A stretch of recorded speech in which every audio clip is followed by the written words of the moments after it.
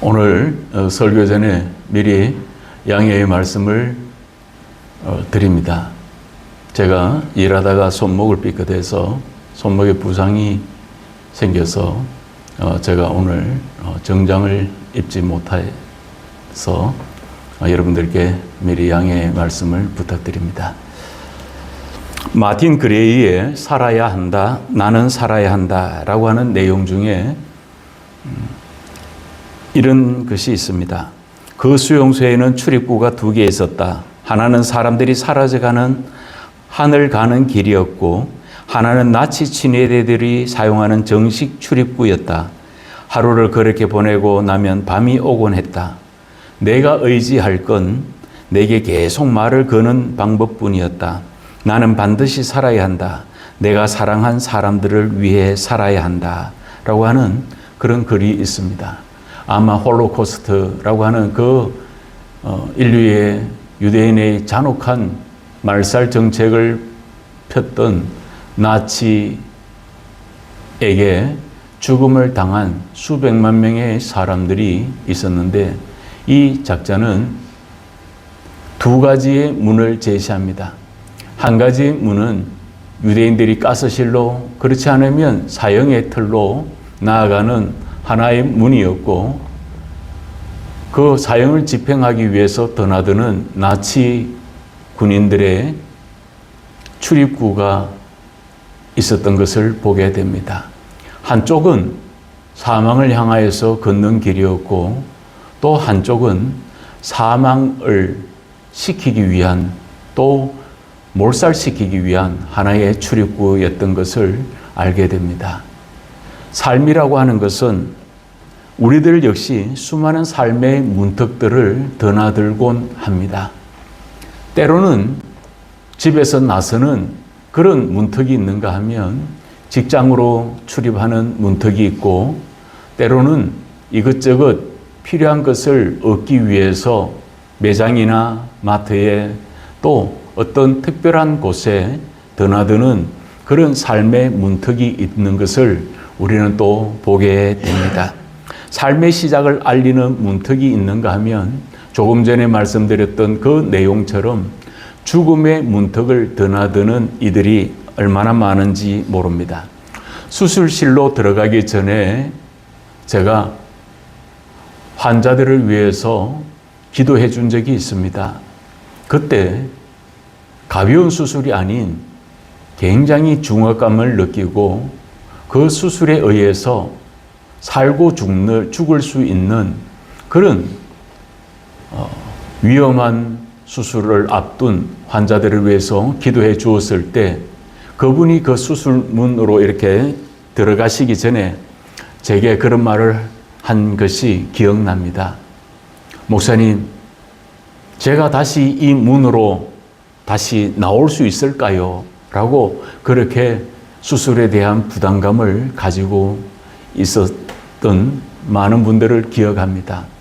그럴 때 하나님의 살고 죽는 것이 하나님의 손길에 있으므로 우리가 하나님께 맡기고, 그리고 또 집도하는 의사를 위해서 기도했으니 하나님이 함께하여 주실 것입니다. 라고 그렇게 제가 늘 당부의 말씀을 남긴 적이 있습니다. 그래서 수술이 잘 되었을 때 회복실로 돌아오시는 분이 있는가 하면 때로는 그 수술을 했는데도 불구하고 수술로서는 해결할 수 없어서 결국 삶의 매듭을 짓는 그런 분들도 여러 번 보았습니다. 그런 것처럼 우리가 마치 수술실 입구에 있는 중환자의 모습들처럼 염려와 두려움이 우리를 엄습할 때도 있다는 것입니다. 여러 가지 삶의 형태의 문턱에서 우리는 오늘도 문턱을 드나듭니다. 집의 문턱을 넘어서 여러분들은 바로 교회의 문턱을 넘어서 오늘 이 자리에 나와서 우리는 또 함께 하게 됩니다. 그럴 때 우리는 끝났다고 생각할 수 있고, 우리는 어쩌면 되는 일이 없다고 생각할 때 이제는 모든 것이 다 끝났구나라고 생각하지만, 그때 하나님의 시작점이 될 수도 있다는 것을 우리는 잊지 말아야 합니다. 나는 내 인생의 문턱이 끝이라고 생각하지만 오히려 하나님은 내게 모든 것을 맡기고 내가 너의 문턱이 되어주고 내가 너의 문이 되어주겠다고 오늘 이 본문은 말씀하고 있습니다. 첫 번째는 울타리에 모든 것을 맡기고 있느냐 하는 것입니다. 오늘 보면 7절이 이렇게 말합니다. 그러므로 예수께서 다시 이르시되 내가 진실로 너희에게 말하노니 나는 양의 문이라 라고 말합니다. 문이라 라고 하는 이 디라 라고 하는 이 표현은 단순히 출입구만을 말하는 것이 아니라 조금 더 확장되고 조금 더 깊이 있는 의미가 있습니다. 그것은 유일한 문이며 가장 안전한 통로가 바로 그 문턱이며 문이라는 뜻입니다. 그래서 예수님의 제자들에게 이렇게 말씀하셨습니다. 너희는 마음에 근심하지 말라. 하나님을 믿으니 또 나를 믿으라. 예수께서 이르시되 내가 곧 길이요 진리요 생명이니 나로 말미암지 않고는 아버지께로 올 자가 없느니라 라고 말씀하시면서 유일한 길이요 가장 안전한 길이 바로 예수 그리스도 그분이심을 말씀하셨습니다. 보여지는 이 사진은 양의 문을 찍은 사진입니다. 예전에는 그냥 이 울타리만 있습니다. 당시 유대의 목축 문화를 통해서 조금 더 확실하게 이해할 수 있는데 이스라엘은 이른 비와 늦은 비가 내리는 그런 우기와 건기로 나눠져 있습니다. 우기 때에는 비가 내리기에 풀들이 자랍니다. 그때는 양들을 집에 머무르고 키우지만 그러나 건기인 5월에서 9월까지는 비가 오지 않기 때문에 풀들이 있는 목축지를 찾아서 목자들이 양들을 데리고 떠납니다. 이해를 돕기 위해서 보여드린 사진처럼 돌로 담을 이렇게 만들고 그 안에 양을 모이게 합니다. 사진에는 그 입구에 양 한 마리, 양 몇 마리 정도 들어갈 수 있는 그 폭에 그 문이 있지만 예전에는 그 문을 만들지 않았습니다. 왜냐하면 목자가 그 양들이 있는 그 울타리에 그 돌담을 쌓은 그곳에 누워서 자신이 문이 되는 그런 역할을 감당했습니다. 그래서 그 들에서 양들을 공격하기 위해서 때로는 사냥하기 위해서 덤벼드는 수많은 맹수들로부터 양을 지키기 위해서 목자 자신이 바로 양들을 지키는 문이 되었던 것을 봅니다. 그래서 그런 목양 문화에서 예수님께서는 그것을 비유로 말씀하셨습니다. 자신이 친히 양의 문이 되겠다라고 말씀하셨습니다. 자신들의 몸을 바로 입구로 삼으시고 모든 것들을 지켜주시는 문이라고 말씀합니다. 모세가 하나님께 이스라엘을 위해서 기도한 적이 있습니다. 거기에 보면 여호와 모든 육체의 생명의 하나님이시여 원하건대 한 사람을 이 회중 중에 세워서 그로 그들 앞에 출입하며 그들을 인도하여 출입하게 하사 여호와의 회중이 목자 없는 양과 같이 되지 않게 하옵소서라고 말합니다. 그러면서 그 염려와 그 근심과 그 걱정에 있는 모세에게 하나님이 이렇게 말씀하셨습니다. 여호와께서 모세에게 이르시되 눈의 아들 여호수아는 그 안에 영이 머무는 자니 너는 데려다가 그에게 안수하고 라고 이야기를 합니다. 그러면서 이스라엘의 목자처럼 이스라엘의 위대한 지도자로 세우실 것을 말씀하셨습니다. 그런데 거기에 한 가지 중요한 점이 있었습니다. 여호수아 안에는 영이 머무는 사람이었다라고 말합니다. 바로 하나님의 영이 머물고 또 성령의 임재가 함께했던 그 사람들을 통해서 하나님은 역사하셨던 것을 우리는 보게 됩니다. 사랑하는 성도 여러분, 우리들을 지켜주고 있는 든든한 울타리를 우리는 무엇으로 혹은 누구로 삼고 있습니까? 이 사람이 나의 영원한 울타리가 될 것처럼 그리고 또한 이것이 나를 영원히 지켜줄 줄 알았던 것들이 어느 한순간에 무용지물이 되는 경우를 우리는 또 발견하게 됩니다. 이제 울타리에 집중했던 삶의 모습에서 문이 되시고 우리들을 친히 지켜주시는 예수님께 발걸음을 옮겨갈 수 있는 저와 여러분들이 되도록 힘쓰는 이 아침이 되도록 힘씁시다. 두 번째는 어느 곳으로 출입하고 있는가를 말씀합니다. 9절이 말합니다. 내가 문이니 누구든지 나로 말미암아 들어가면 구원을 받고 또는 들어가며 나오며 꼴을 얻으리라 라고 말씀하셨습니다. 그래서 여기서의 들어간다라고 하는 이 표현은 에세르코마이라고 하는 이 표현은 모든 것을 맡기고 그 안에 들어간다는 것입니다. 즉 이제는 모든 것을 다 내려놓는다는 것입니다. 몇 해 전에 어깨 근개 파열을 수술한 적이 있었습니다. 어깨의 통증이 너무 심해서 요즘도 간혹 이 어깨에 통증이 재발되기도 하지만 그런데 예전에 수술할 때는 그 고통을 견디지 못해서 MRI를 찍고 CT 촬영을 하고 또 수술을 했을 때 저는 기억나는 것이 마취 주사를 하거나 이 산소 호흡기를 통해서 산소에 이렇게 대고 자 마취가 됩니다 라고 이야기하면서 하나 둘 셋 이렇게 세아리시는 마치 의사의 음성만 들렸습니다. 그리고 나중에 깨어보니까 회복실로 옮겨져 있었습니다.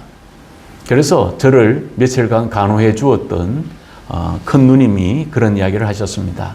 밖에서 이렇게 모니터를 통해서 지켜보니까 이 어깨에 있는 근육들이 너무 심하게 파손되어서 그것을 다 잘라내고 다시 근육을 당겨내고 그리고 핀을 어깨에 박아두어서 고정시키느라고 시간이 거의 한 3시간 걸렸다라고 이야기를 합니다. 그래서 큰 누님은 회복되어가는 저의 모습을 보고 여기에 피주머니를 차고 있는 저를 보고 기도한다고 했지만 여전히 그 눈물을 흘리는 것이 아직 기억납니다. 그런 것처럼 제가 할 수 있는 것은 아무것도 없었습니다. 수술을 맞이하기 위해서 마취만 하고 그저 모든 것을 수술을 집도하는 의사에게 맡길 수밖에 없었던 것처럼 오늘 우리 인생의 여정 가운데서 우리는 무엇을 나의 든든한 울타리로 속된 말로 백을 삼고 있는가를 우리는 또 돌아봐야 합니다. 우리들은 평소 살아가면서 수많은 방어를 할 때가 있습니다. 경영을 잘 모르지만 경영 방어를 위해서 필요한 지분이 있다고 말합니다. 그리고 건강을 위해서 식이요법을 하시는 분들은 음식 조절을 할 때 식단을 지켜야 한다라고 들었습니다. 그리고 더 나아가 국방을 위해서는 수많은 젊은이들이 자신의 생명을 걸고 이 나라와 또 이 민족, 이 국민들을 위해서 경계 건물을 서는 것을 우리는 보게 됩니다. 하지만 인간이 무엇을 지키고 무엇을 방어하는 데는 한계가 있는 것입니다. 그래서 오늘 본문에도 예수님께서 말씀하시는 것은 우리들의 문을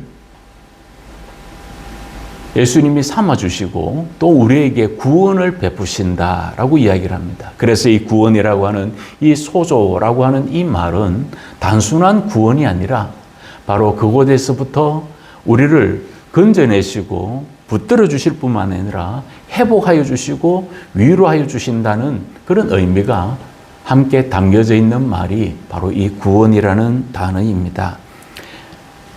시편에 보면 다윗이 이렇게 고백합니다. 내 영혼을 소생시키시고 자기 이름을 위하여 의의 길로 인도하시는 도다라고 말합니다. 그리고 그 후반부에 우리가 잘 알고 있는 문맥이 나옵니다. 내 평생의 선하심과 인자심이 반드시 나를 따르리니 내가 여호와의 집에 영원히 살리로다라고 고백하고 있습니다. 그런 것처럼 우리들의 인생의 여정 가운데서 내가 무엇을 지키기 위해서 방범창을 달거나 방어 전략을 갖거나 그리고 또 다른 어떤 수단을 갖는 데는 한계가 있습니다. 세 번째는 이렇게 이야기를 합니다. 머무는 삶이 아닌 나아가는 삶의 여정을 원하십니다. 그래서 조금 전에 읽었던 구절을 다시 한번 읽어보면 내가 문이니 누구든지 나로 말미암아 들어가면 구원을 받고 그 다음에 하시는 말씀이 있습니다. 또는 들어가며 나오며 꼴을 얻으리라 라고 이야기를 합니다. 그래서 다시 들어가고 나온다라고 이야기를 하는 것입니다.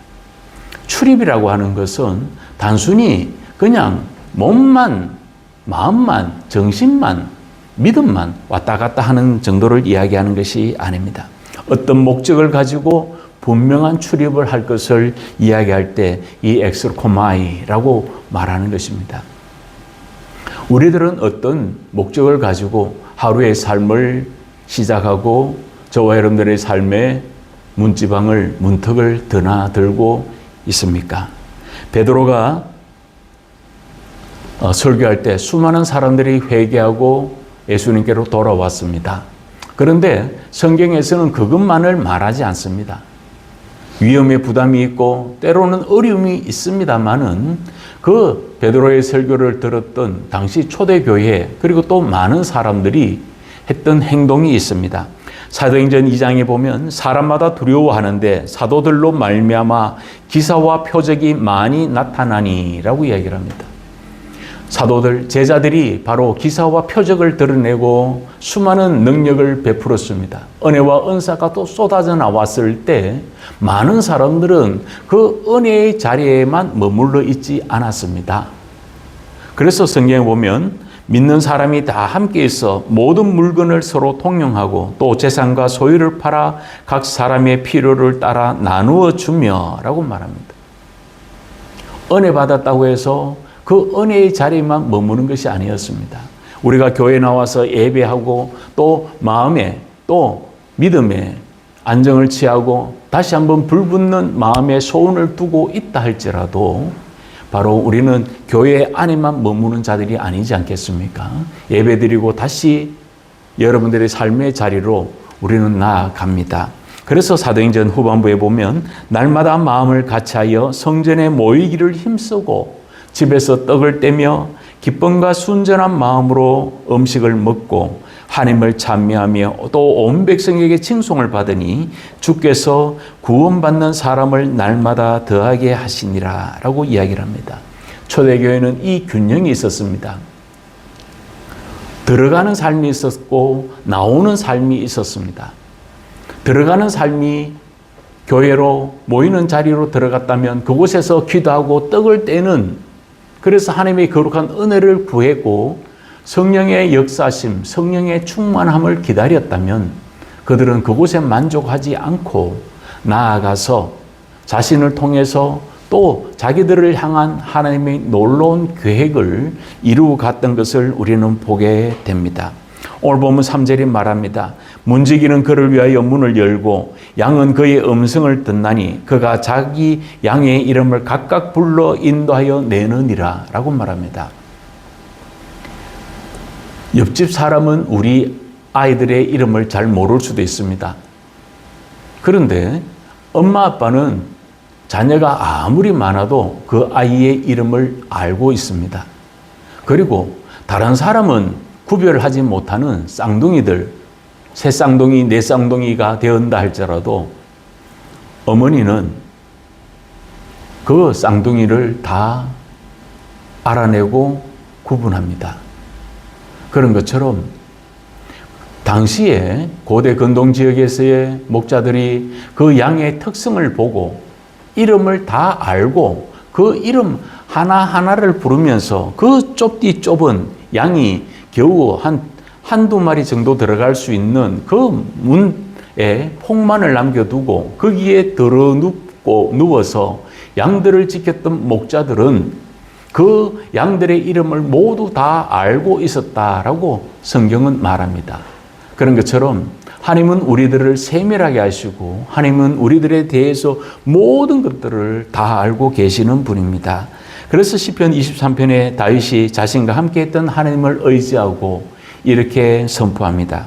내가 사망의 엄청난 골짜기로 다닐지라도 해를 두려워하지 않을 것은 주께서 나와 함께 하심이라 주의 지팡이와 막대기가 나를 안위하시나이다 라고 말합니다.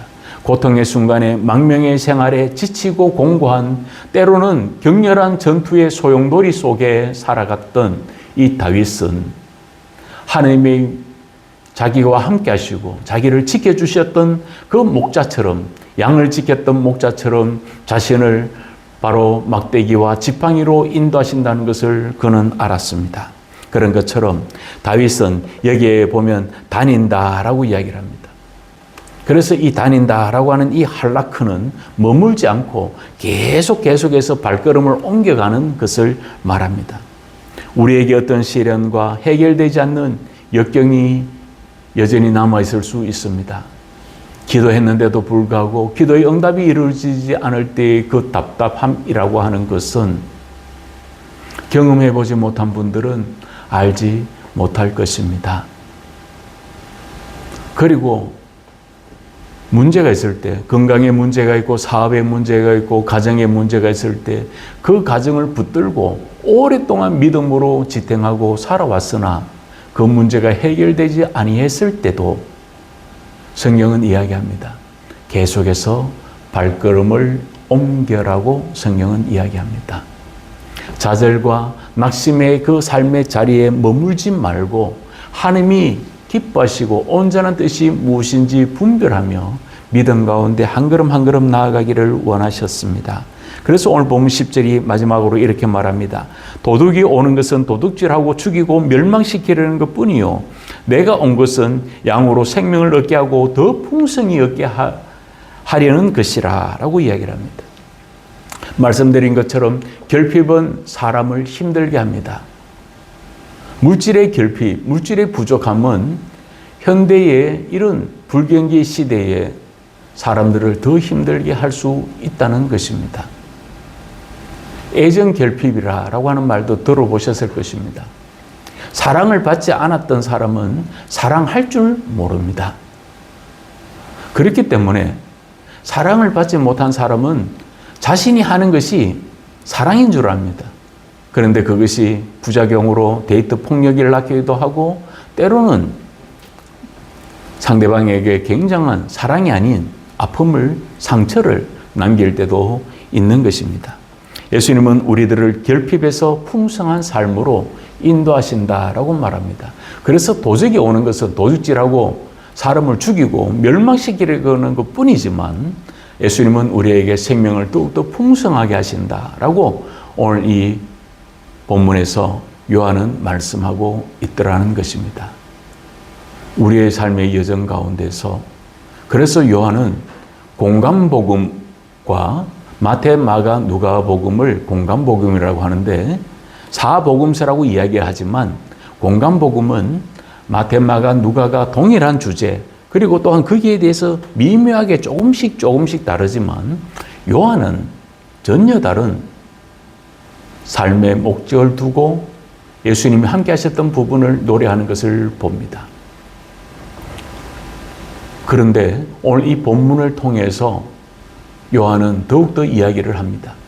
예수님이 우리의 문이 되시고 예수님이 우리의 목자가 되시고 예수님이 우리를 지켜주실 때 우리의 생명이 더 풍성해질 수 있습니다 라고 말씀하고 있더라는 것입니다. 그래서 믿음의 삶은 꼴이라고 하는 이 노매라고 하는 이 단어에만 머무는 것이 아니라 풍성하다라고 하는 이 페리소스까지 나아가는 것입니다. 꼴만을 먹고 만족하는 것은 내 배만 불리는 것하고 같습니다. 오늘날 우리가 무엇을 가지고 살아가고 있습니까? 우리가 오후 예배에 그 성경 공부를 할 때 지금의 주제가 믿음에 대해서 그리고 또 복에 대해서 우리는 또 살펴보고 있습니다. 그 진정한 복이 무엇인지를 우리는 오후 예배에 또 살펴보고 있는 것입니다. 그러므로 진정한 복이라고 하는 것은 내 배만 불리는 것을 복이라고는 말하지 않습니다. 다시 돌아가야 할 삶의 문턱이 있다는 것을 베드로는 그렇게 말합니다. 2장에 친히 나무에 달려 그 몸으로 우리 죄를 담당하셨으니 이는 우리로 죄에 대하여 죽고 의에 대하여 살게 하려 하심이라. 그가 채찍에 맞음으로 너희는 나음을 얻었나니 라고 말합니다. 그것이 들어가는 삶의 모습이었다면 나가는 삶의 모습이 이어서 25절에 이렇게 말합니다. 너희가 전에는 양과 같이 길을 잃었더니 이제는 너희 영혼의 목자와 감독 되신 이에게 돌아왔느니라 라고 이야기를 합니다. 베드로의 그 위험한 고통스러운 순간에서 그가 건면했던 것처럼 이제는 우리가 영원한 우리의 생명이 되신 예수께 나아가야 합니다 라고, 돌아가야 합니다 라고 말하고 있습니다. 베드로의 건면처럼 어쩌면 우리가 길을 잃어버리지는 않았습니까? 심한 고통에 있을 때, 심한 좌절에 있을 때, 해결되지 않는 문제가 있을 때 우리는 종종 믿음의 길을 잃어버릴 때가 있습니다. 왜 이런 일이 내게 일어납니까? 라고 원망할 때도 있고 불평할 때도 있을 수 있습니다. 다른 집은 아닌데 우리 집은 왜 이러는 거야? 라고 생각할 때가 왜 없겠습니까? 예수를 믿는다고 하면서 경제적으로 힘들고 어려울 때, 가정과 가족의 관계가 소원해지고 이별이 이루어질 때 얼마나 많은 아픔이 있겠습니까? 앞에 보이지 않고 미래의 불확실함 가운데서 두려워하고 낙심하고 있지는 않습니까? 성경은 말합니다. 풍성함과 형통이라고 하는 것이 꼭 소유에만 있지 않다는 것을 말씀하고 있습니다. 주님이 함께 하실 때 우리는 부족하고 연약해도 오히려 감사할 수 있음을, 그리고 또 그 삶의 자리에서 모든 역경을 이겨낼 수 있는 힘을 주시는 분이 성령님이시고 또 예수님이 우리와 함께 하신다는 것을 믿을 때 우리는 다시 한번 일어설 수 있는 것입니다. 주님께서 말씀하셨습니다. 나는 문이다 라고 이야기를 했습니다. 내가 너를 지켜주마 라고 말씀하시고, 내가 너를 붙들어주마 라고 말씀하시고, 내가 너를 일으켜 주시마 라고 말씀한 것 같습니다. 우리가 잘 알고 있는 이사야 43장에 보면 이 말씀이 있습니다. 야곱아 너를 창조하신 여호와께서 지금 말씀하시느니라. 이스라엘아 너를 지으신 이가 말씀하시느니라. 너는 두려워하지 말라. 내가 너를 구속하였고 내가 너를 지명하여 불렀나니 너는 내 것이라. 너가 물 가운데로 지날 때에 내가 너와 함께 할 것이라. 강을 건널 때에 물이 너를 침몰하지 못할 것이며 너가 불 가운데로 지날 때에 타지도 아니할 것이요 불꽃이 너를 사르지도 못하리니 라고 이야기를 합니다. 두려움이 확신으로 바뀌는 순간이었고 부족하고 연약한 결핍의 상태가 비어져 버린 상태가 내려놓음을 통해서 바로 풍성함으로 바꿔진다는 것을 오늘 이 본문은 이야기하고 있습니다. 혼자의 인생이었던 외로움과 고독함, 좌절과 시련의 인생 가운데서 여호와는 나의 목자가 되심을 고백했던 다윗처럼 하나님이 나의 목자가 되시고 하나님이 나의 양의 문이 되어 주실 것을 믿고 다시 한번 믿음으로 발걸음을 옮겨가면서 우리가 들어가며 나가며 하나님이 원하시는 뜻이 무엇인지 분별하고 하나님의 계획에 내 자신의 희망을 두고 살아가며 하나님의 일하심이 나의 역사심임을 믿고 순종하며 믿음으로 나아갈 수 있는 저와 여러분들 되시기를 주님의 이름으로 부탁을 드립니다. 이 시간에 우리 함께 같이 잠시 기도합시다. 기도의 제목을 두고 기도합니다. 주님을 나의 유일한 출입구와 비상구이심을 의지하게 하소서. 두 번째는 어떤 상황에서도 주님과 동행하는 발걸음을 걷게 하소서. 세 번째, 주님 안에서 풍성함을 누리고 나누며 베풀고 섬기는 통로가 되게 하소서라고 하는 이 기도의 제목을 두고 우리 잠시 함께 같이 기도합시다.